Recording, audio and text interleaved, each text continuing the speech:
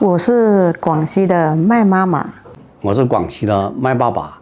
2009年，我们知道他是个同性恋，到现在有16个年头了。现在我跟我爱人一起在常州，跟我儿子生活在一起。这孩子呢，从小的时候一直是很听话的，一个很乖巧的孩子，所以他很自信，他做什么我们父母都会支持他，所以他根本没有考虑怎么跟我们出柜。所以呢，是给我发现了，他那已经是大2了，回家过年，那时候房子比较小，我就跟他住一个房间，住一个铺上。我一醒来一看，那些称呼什么老公老婆了，所以我说奇怪了，那男的怎么有这种称呼？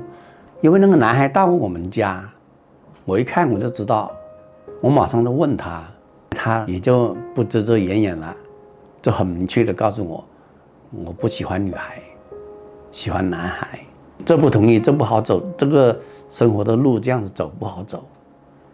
那一天我就陪他到火车站去买返程票了，在路上一直在谈这个问题，他的态度是很坚决的，没有退路的。买票回来之后，我就到住房的外面一个空旷一点的地方，自己打个电话，说话也不清楚了，眼泪也流了，跟他妈妈说，我说这孩子。他说我发现儿子好像是同性恋了。他说的时候，他心情是很低落，很低落的。我说不可能吧，我们2个人家庭里上辈都没有这样的现象，都是异性恋的，都是成家立业的哦。我们几姐妹都没有一个，我们2个人都是好好的，干嘛有这样的现象出来？他很淡定，他说我来跟他慢慢说，你不要急。我儿子从小到大很听我的话，我觉得我应该可以慢慢的改变他。那一下我觉得心里要稍微好受一点，觉得有人帮了，我还是蛮舒服当时。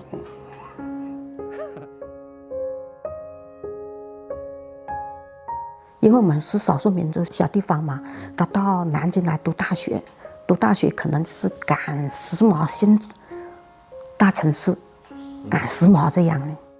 后来到我儿子正面跟他说的时候，我就问他，我说那到一定的时候要谈恋爱，主要还是他妈妈跟他说，我都跟在后面，大概离得有1.5米这样子，精神就是比较差了，向来的他们都说是比较说得来一点嘛。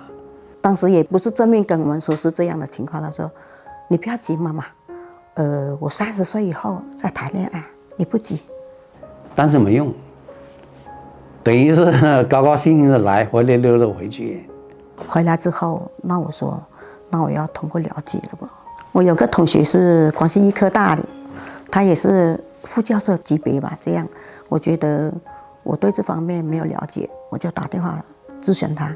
那时候我们也很少跟别人说，他就跟他这个学医的，又是教授的同学说了这个事，他那个教授就说，这同性恋不是病，你儿子不是学来的，是人类都有的吧，不能更改，你们就要更加注意，不要太急儿子怎么样。但是很多人变成抑郁症了吧。他说他们的承受能力可能是比较差，你给他施加太大的压力呢，他就会走极端。你们要自己保护好自己吧。哎呦，真的是那几句话，我才是相信，改不了了，天生的，不能够改变，那就慢慢的。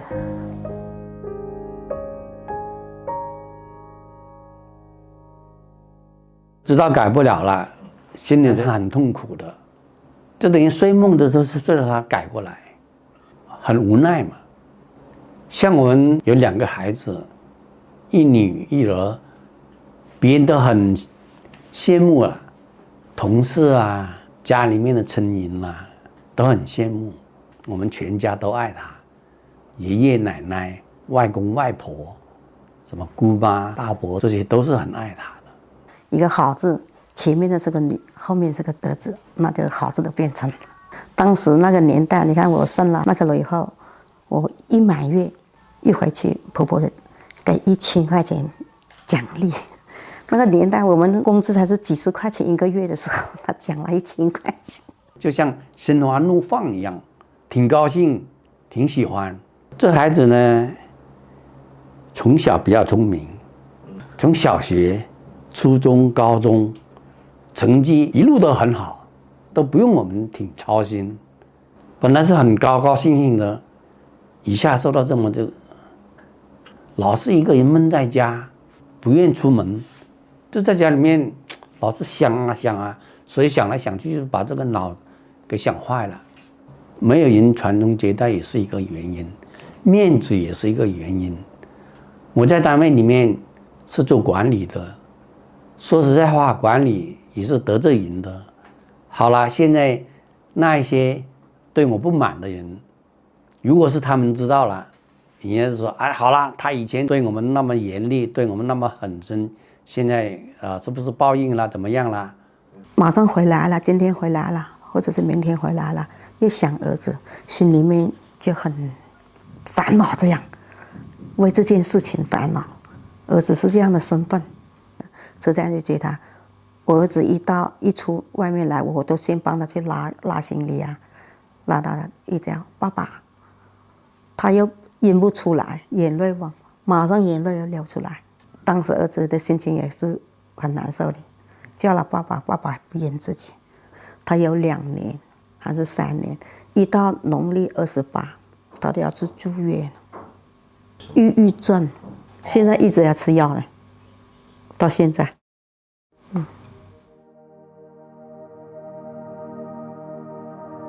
一直认为是可以改变的，是这样。哪怕我的同学说，我还是觉得我儿子很听我的话，还是抱着这希望。17年上有人，很多家长也在旁边，就有一个家长带一个女儿一起参加会，就说他是这样的事情。到那个家长完了以后，我儿子就跟主持人说，我妈妈也想提问一个事情，我妈妈也想了解这个事情。后来那个主持人就问我，我说那我儿子也像这个女的一样的身份啊？他是的。哎呦，我们2个人就控制不住了，马上眼泪哗哗，就跑到房间去了。当时有东妈他们，还有毛毛雨妈妈、全妈妈当时也在，就叫我到他们的房间，因为我老公都不肯出来了，我都是流着眼泪的说的，不要紧，听你有什么你跟我们说，我们就是一样跟你一样的心情过来，我们的孩子同样是这样的。我说哎呦，你们的孩子都是这样。他说你放心，你想发泄哭一下可以，我们也是这样过来的。哎呦，到第2天，我儿子因为是当时是常州的志愿者嘛，麦克罗德交代我，你明天你就跟住晴天爸爸、毛毛雨妈妈他们就行了。我就跟他们在这里，一下子看见很多很多的人。之前我认为是不是我的儿子小个子，他上大学的时候，你看，妈妈，我有100斤了，上大学才100斤了，为什么吓坏了啊？想找个男的来依靠啊？哦呦，见到男的大络腮胡的人，1.8米几的人啊，黑大个子的，一看过去就很凶猛的人。我说也要找个男的。哎呦，我就想真的不可思议了，这么多人上有人的人办理手续都是这些人，所以当时的心里面很复杂的，就这样。而且当时不是有9对恋人上台结婚吗？当时我们还是很反感，这些大人这些家长还笑，儿子在上面结婚还送风包，当时还没理解完呢，觉得大人真是脑子进水了，还觉得那些大人家长都是笑眯眯一个了吧，大家都笑眯眯。上有人了以后也是这样，我们一直的心情是很沉重的，可以这样说。我老公都不愿意去参加分享，眼泪汪汪，不愿意，一直沉闷。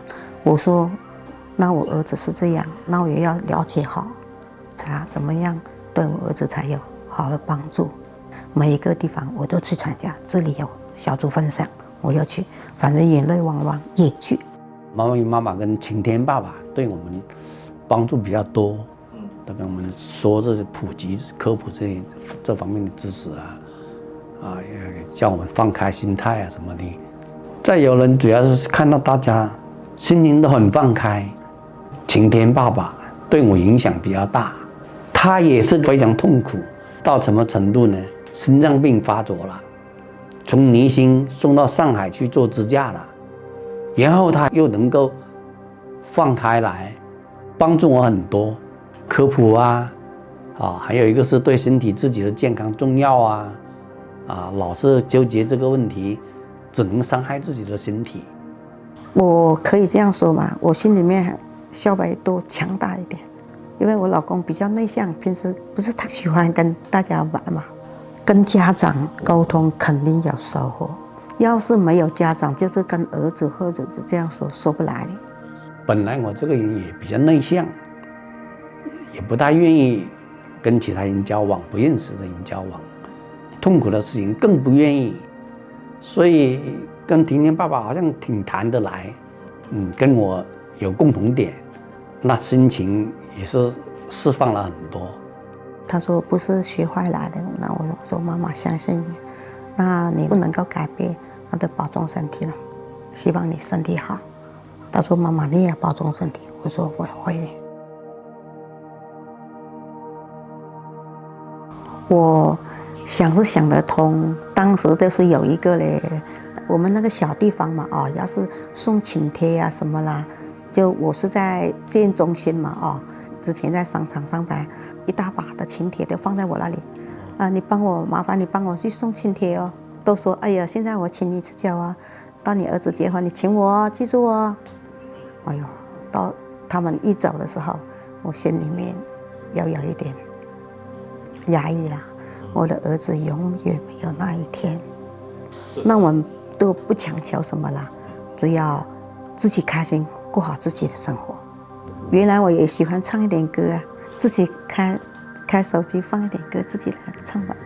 心里面不舒服，那就开点歌来听听，冲淡自己了。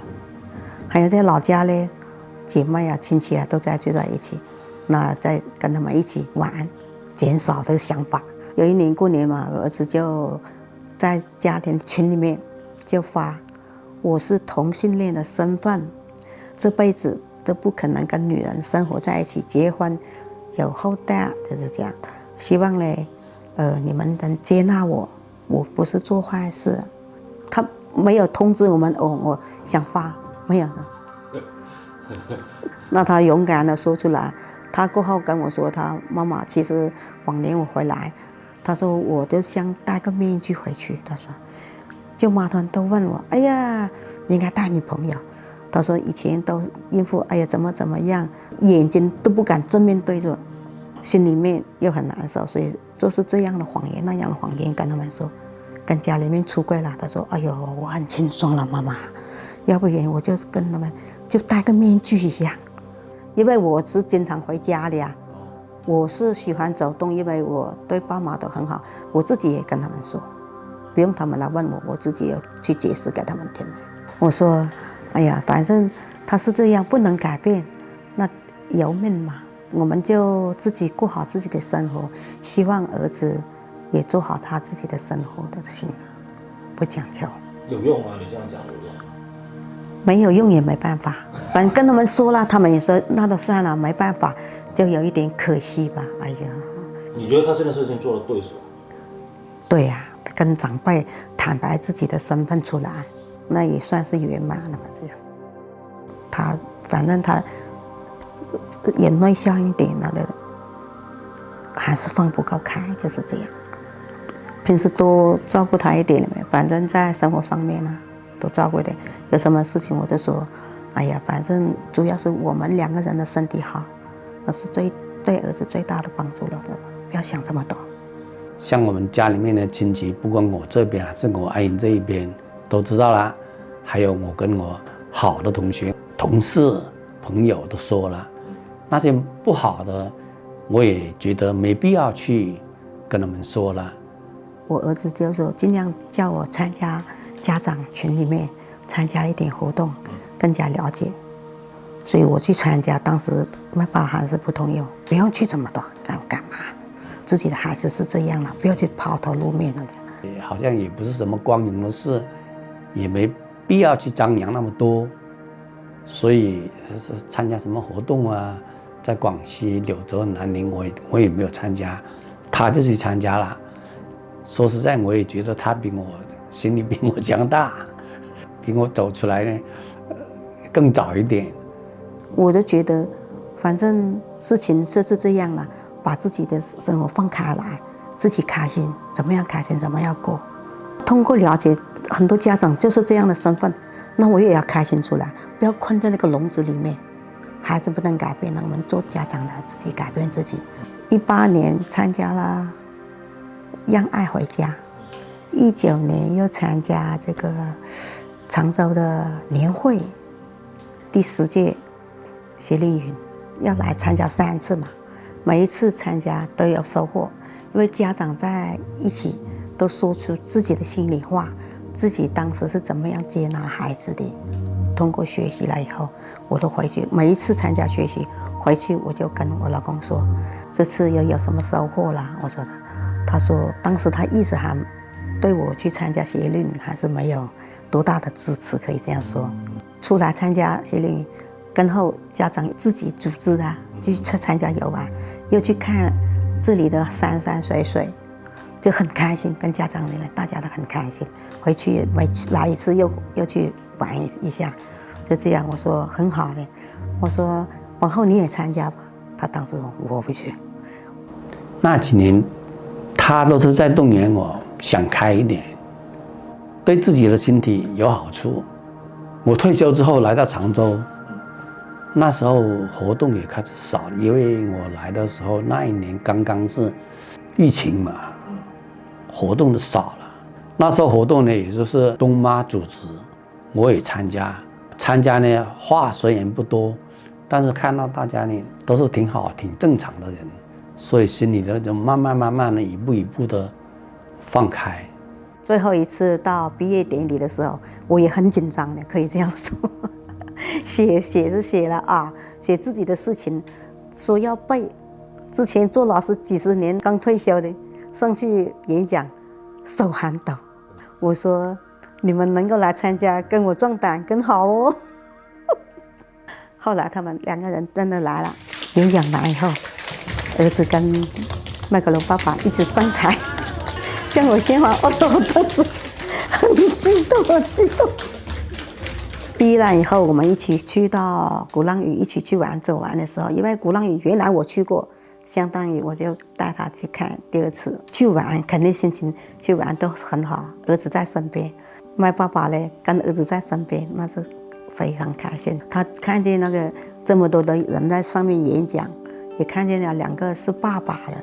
爸爸都能够改变了，这么勇敢的出来，我就鼓励他，我说你能行，因为你的智商什么都比我高，什么的脑子比我灵，可以这样说，心里面起码强大。演讲的时候我也是这样说啊，我也是家长帮助过来的人，我们把我们自己的心情解放出来，发挥我们自己的一点点力量，要去帮助更加的人，就是这样。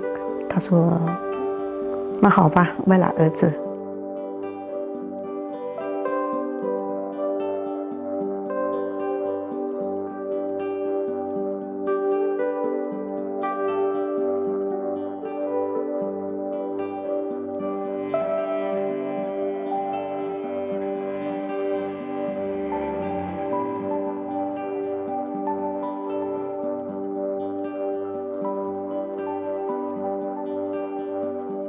其实呢，我走出来还是他们2个人在背后给我推了很大的力，他也大力的推荐，我儿子也说走出来好，多交朋友啊，心情会开朗一点，对身体更好。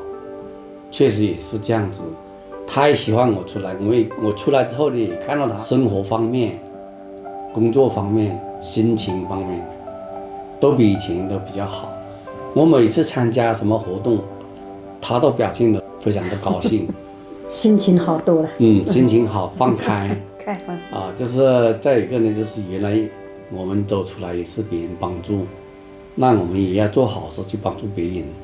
通过了学习，确确实实是掌握了很多的知识，也看到了社会层面性少数的情况，特别是记忆比较深的是在深圳，到了那个荔枝公园，看到那一些情况，他们真的是跟我们这些孩子差别是很大。就是跟家长出柜的孩子跟没出柜的孩子，很大的他们变化到了晚上，就是在那树兜下面呢，这里一帮那里一帮，都是性少数的。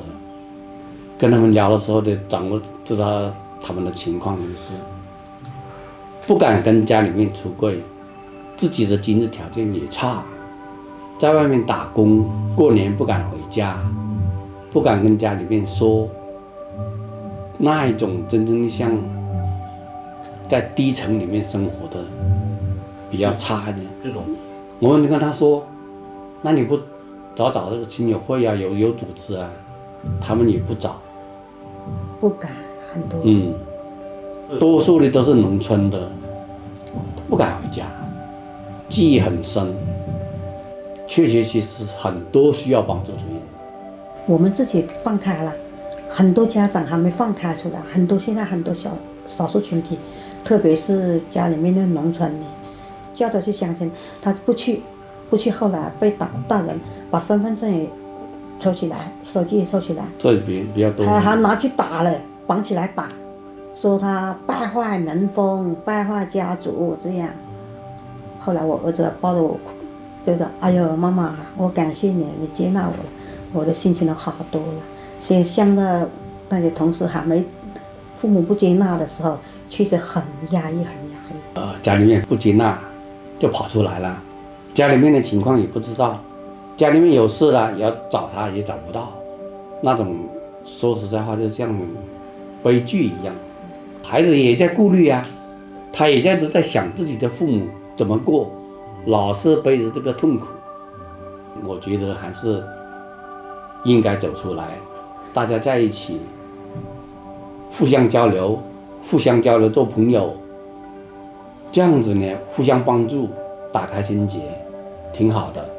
他是11届，我是第10届，参加了以后，他每次回来都说跟家长的沟通啊，自己有什么提高，对同性恋的认识。以前反正经常也是闷闷不乐的嘛，那学习了完以后回来，哎，他就可以给你一个拥抱的有了哦。是啊，去学习了都不同，以前就没有这样的嘛。他心情打开了，去了一段时间不见你了，那回来他肯定是心情都不同了。